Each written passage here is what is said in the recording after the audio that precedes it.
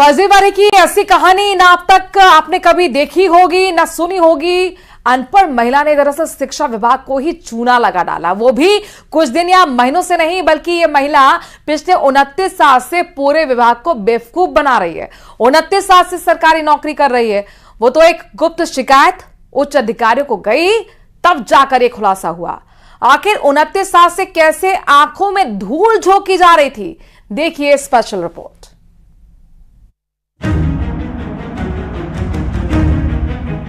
कहते हैं एमपी गजब है, सबसे अजब है। तो एमपी में एक ऐसे कारनामे का खुलासा हुआ है जिसने कई सवाल खड़े कर दिए हैं। शिक्षा विभाग में हुआ वो फर्जीवाड़ा जिससे सुन यकीनन आप भी दंग रह जाएंगे। शिक्षा विभाग साक्षरता की अलग जगाता है, लेकिन उसके ही महकमे में पिछले 29 साल से एक अनपढ़ महिला पूरे विभाग को उल्लू बनाती रही, या यूं कहें 29 साल तक नौकरी करती रही, जो है तो अनपढ़, जिसने फर्जी मार्कशीट लगाकर सरकारी नौकरी हासिल की।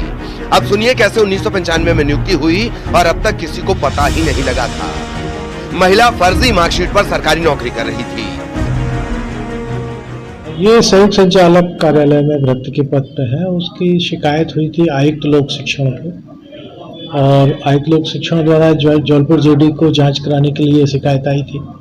जौलपुर संयुक्त संचालक लोक शिक्षण के द्वारा इसकी जांच कटनी के जिला शिक्षा अधिकारी महोदय से कराई गई।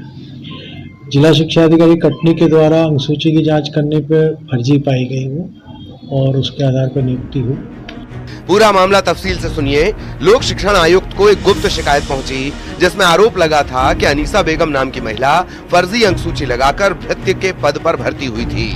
लोक शिक्षण आयुक्त ने कटनी के जिला शिक्षा अधिकारी से जांच करवाई तो सब हैरान रह गए। महिला की 2 अंकसूची में तारीखें अलग अलग थीं। अनीसा अनपढ़ है। जिला शिक्षा अधिकारी कटनी की रिपोर्ट सबमिट हुई, उसके आधार पर कमिश्नर जबलपुर संभाग ने भी संज्ञान लिया और उन्होंने निर्देश दिए कि ये गलत पाया गया, इस पर कार्रवाई की जाए, एफआईआर की जाए। तो संयुक्त संचालक के द्वारा पूरा ब्रीफ दिया गया, उसके आधार पर उनके विरुद्ध एफआईआर दर्ज कराई। तो ये महिला कब से काम कर रही थी, किस पद में थी? इनका नियुक्ति हुई थी 1995 में और आकस्मिक निधि भृत्य के रूप में काम कर रही थी। अब फिलहाल एफआईआर अब महिला के खिलाफ एक्शन लिया गया है। महिला को नौकरी से निकाला गया है, उस पर मामला भी दर्ज किया गया है। संयुक्त संचालक लोक शिक्षण विभाग में अनीसा बेगम नाम की महिला भृत्य के पद पर कार्य कर रही थी।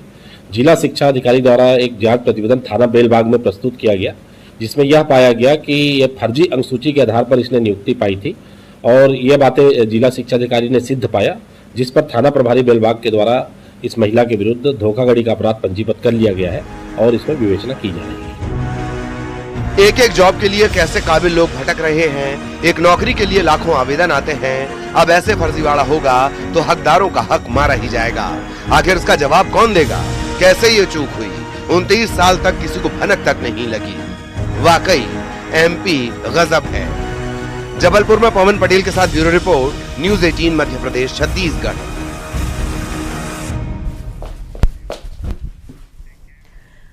शेख